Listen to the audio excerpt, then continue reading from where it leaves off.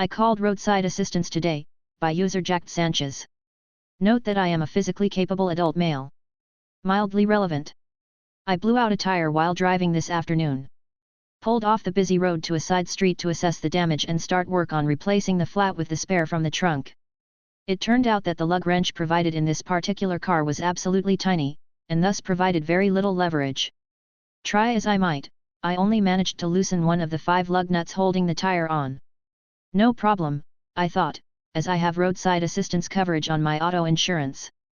A short call later, my insurance has dispatched a local service provider and I receive a text stating that Daryl from the local provider will be arriving at my location by 2:34 p.m. That's less than a half-hour wait, so I'm pretty happy. At 2:33 p.m. a van approaches, the driver waves at me and pulls over. Driver immediately hops out with a toolkit in hand, we exchange brief pleasantries and I explain my problem. Driver smiles and tells me the same thing happened to him last month and says not to worry about it. He takes out a proper wrench, I hand him the jack/spare and he has my car back in operation in about 6 minutes flat. It was at this point when the conversation got a bit muddled. I ask him if he needs anything from me, like a signature, to ensure he gets paid. He responds that no money is necessary. I try to clarify my question, and explain that I have roadside assistance on my policy, and that my insurer got him dispatched to me and that I think they will pay his employer for the service call. His response? Oh, no one dispatched me.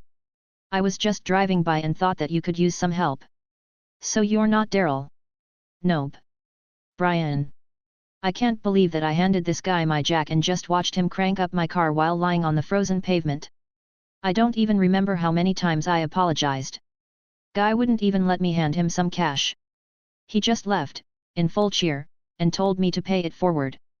Aftermath, I waited another 10 minutes for Daryl, but gave up and left after finding his employer's phone number and cancelling the help request. My insurer had been sending me automated texts all day, along the lines of, "Has your service provider arrived yet?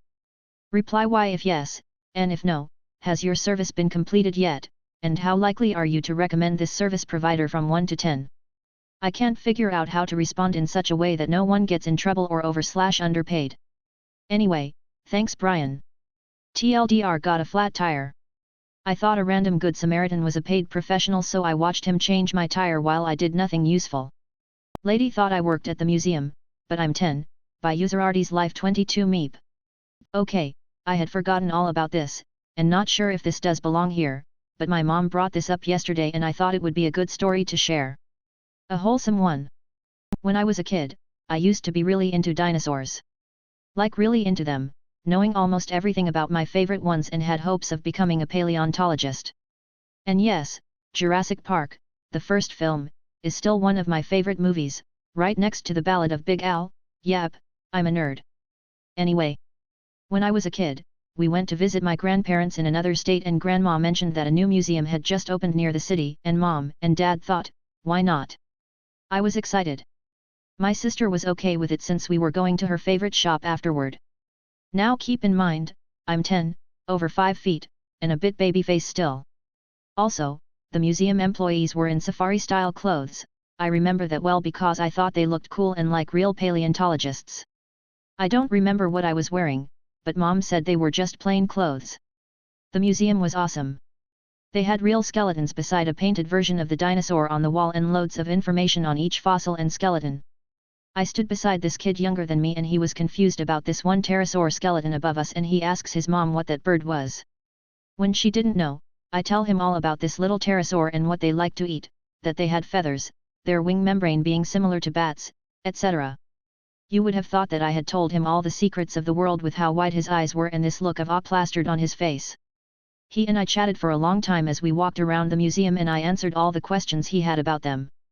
After a while, the mom said, "Wow, you know these creatures well. Thank you for taking the time to give us a tour." I smiled before Mom called me over and we went into the shop to look at the dino stuff they had. I vaguely remember this, but Mom helped to fill me in. She has a sharper memory than I do. According to Mom, the lady was checking out with her son and she started talking about me and how well I knew all about my job, saying that her son had so much fun and asked if the manager could give me a raise. The cashier asks who I was and after she described me, the cashier was confused. That's when Mom stepped in and explained that I don't work here, since I'm 10, but that I just love dinosaurs and love talking about them to anyone who wants to hear. The lady seemed embarrassed, but she was thankful to me nonetheless and asked my mom to tell me that for her, I was busy looking through the toys and wasn't listening to them. Her son waved goodbye to me as they walked out, and I waved back. Mom told me how proud she was and that I made a little boy's day. I left with a big smile and a stuffed velociraptor to commemorate the occasion. So sorry to anyone who was expecting a crazy lady story, but I thought a wholesome one about a simple mistake leading to a fun day and making someone happy would have been better.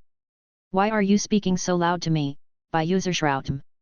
So there I was, at this hardware store I rarely shopped at, to get something to finish a project for my home shop. I was wearing a Harley t-shirt, Harley ball cap, hair in a ponytail, with flip-flops. I had called ahead to see if they had the item I needed, and was even told what aisle it was in. It was straight down from the checkout register. They had 2 different brand items, and I was down on one knee reading the box labels when this hand grabs my shoulder and the voice of a Kevin demands where is odd_item_1. I said don't know. I don't work here. Find an employee, and don't touch me again. He grabs my shoulder again and demands where is odd_item_2. Don't know, I don't work here. Find an employee and do not touch me again. Once more my shoulder is grabbed, and the voice, more irritated now, demands where is odd_item_3. Don't know, I don't work here. Find an employee. And do not touch me again. Once more, the shoulder grab. In a very irritated voice where is odd_item_4, and why were you speaking so loud? I rose to my feet, and put on what my, now late, wife called my resting bastard face that she thought made me look kinda scary. I am not tall, but am stocky. I probably had 50 pounds on the idiot. I said, I thought maybe you were deaf as well as being stupid. The Kevin stepped back, maybe in shock, and reached out his hand. I said calmly I told you 3 times I don't work here, and not to touch me. If that hand touches me I will break it. The Kevin gave me a horrified look, scurried off, and I took my item up front to pay for. I just wanted out of there at that point. The checkout girl told me that guy caused problems every time he came in, and she had called the owner to come up front and 86 him. Man mistakes my disability lanyard for staff uniform, by user pineapple_forward. This story takes place around the end of 2020. I was seeing my partner off at the railway station and waiting for a ride home when it happened. I don't entirely understand why this guy thought I was staff. Yes, I was wearing a lanyard, but a quick look at it even from a distance should have made it blatantly obvious I was just a member of the public. The cast. J equals jerk. Me equals me, but you probably already know that. Now, I was at the railway station entrance, just waiting to be picked up. I look nothing like an employee. I'm wearing a purple sweater, a purple backpack, and I was carrying shopping bags. I also had a green sunflower lanyard that, here in the UK at least, people with invisible disabilities wear to alert staff that we're disabled. In my case it's autism, not really relevant to the story though I guess. Anyway, I was just browsing my phone, when a rather irritated guy was walking around, then he looked at me. Jay, do you work here? Me, no, sorry, I don't. Jay, points to the security in the distance, do they work here? Me, I'm not sure. I mean, I don't know if they're hired by the station or employed by someone else to cover the station. Jay, I need to get a ticket. Me, oh, there's a ticket machine over there. You can use that to buy a ticket. Jay, I tried that, but it's not working. And then I went back to my phone, thinking this was over. About 30 seconds later, I see the jerk pointing his phone at me and, bizarrely, recording my disability lanyard. Jay, I'm recording this. Me. What? Jay, I'm recording this. You can't be bothered to help get me a ticket. Me, I just said, I don't work here. Jay, to the security, where can I get a ticket? That machine's broken. The security said something, I couldn't really process what they said as I was too dumbfounded processing what was going on. I assume they said they couldn't help him? Jay, you guys can't be bothered, me, can't be bothered. Me, I can't help you. I don't work here. And then the jerk started walking towards the ticket area and started rambling about not being able to get his ticket. I don't know what happened but he did attract a crowd and then the security had to stop him from whatever he was doing. Did he not even know he could just buy a ticket from his phone? That said, I wish he uploaded the video. Would have loved to have a link to the altercation. I confused for another student and almost get suspended for it, by user super_relationship 22. Hey guys, first time poster, long time listener of the IDontWorkHereLady posts on a specific video website that starts with Y, and this little memory got unlocked while listening to Daily Dose while working. Sorry if this doesn't fit here, but thought you guys would enjoy. Anyway, on to the story. I, 15 years old at the time, 32 now, went to a Catholic high school in Canada, and at that point of my life was pretty straight-laced. Always on team, followed the rules, just trying to not get in trouble in grade 9. One day I go down to the principal's office as I wanted to see if I can have my MP3 player during my lunch period, mid-2000s, and was still very naive. When the vice principal, henceforth known as VP, saw me, his face went beet red and just pointed to his office, telling me to follow him in and take a seat. Though now I do have a tougher skin, back then it wasn't really the case and was already feeling myself go into an anxiety attack, so the only thing I was able to do was do what I was told and followed VP into his office and took a seat.